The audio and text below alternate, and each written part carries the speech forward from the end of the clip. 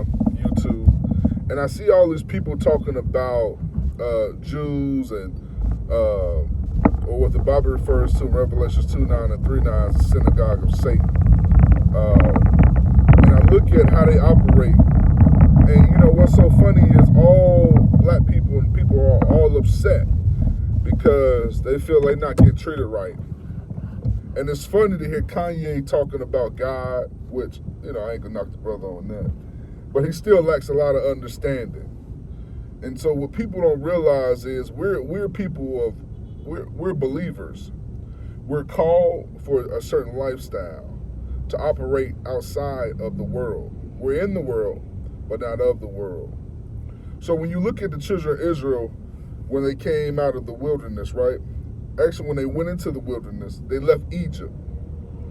Egypt also represents the world. So why are we as believers trying to make the world fit our lifestyle? It's not going to work.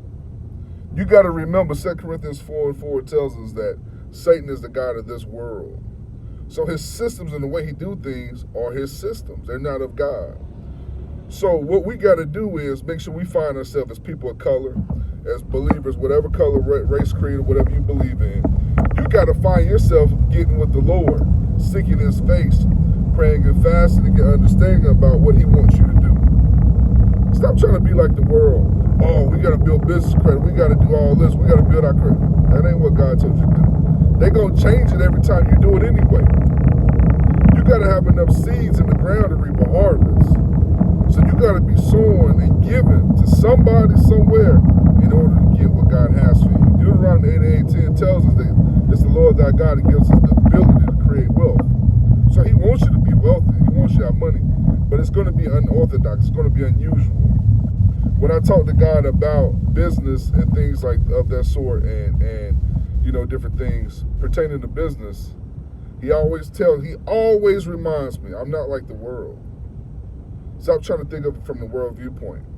So listen, people, seek the word of God, seek God, and stop getting so caught up in all this religious talk.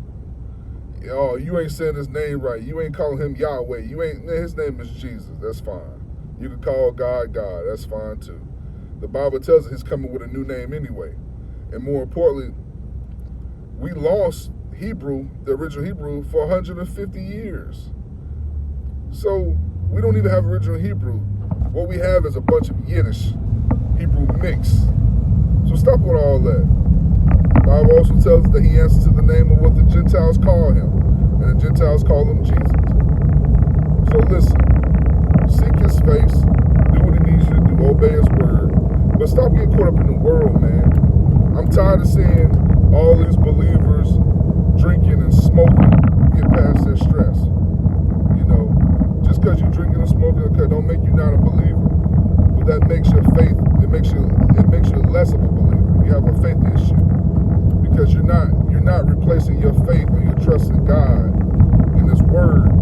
You're replacing it in things. Alcohol and weed and porn, that stuff ain't gonna get you where you need to get to. So do your best. I'm praying with you. I pray that the Lord keep you. Stay away from that stuff. Stuff is not good for you.